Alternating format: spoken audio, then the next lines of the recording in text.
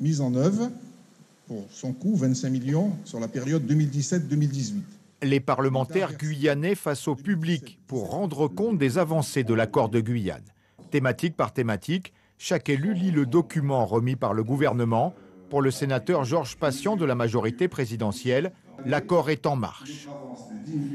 On est actuellement en 2018 à près de 312 millions de mesures mises en œuvre. Je n'ai cessé d'entendre, c'est acté, ça va être fait pour 2020, pour 2021, pour 2022. Dans le concret, il n'y a rien. On est encore dans un discours de langue de bois. Dans le public, beaucoup de citoyens inquiets. Ils demandent aux élus d'aller plus loin dans leur compte-rendu que la simple lecture des chiffres. Ça n'a pas de sens. Il y a une nuance sémantique qui est faite par les parlementaires entre les projets engagés et financés, qui n'est pas faite par le ministère des Outre-mer. Par conséquent, on n'a pas vraiment de précision de ce point de vue-là.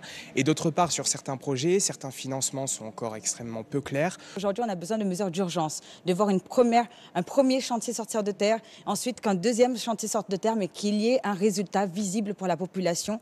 Et bien sûr, que l'on respecte ce qui est promis depuis de nombreuses années et qu'on ne voit pas, tout simplement.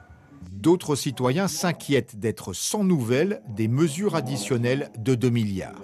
Les grands frères sont à l'origine de cette réunion publique sur l'accord de Guyane, un an après.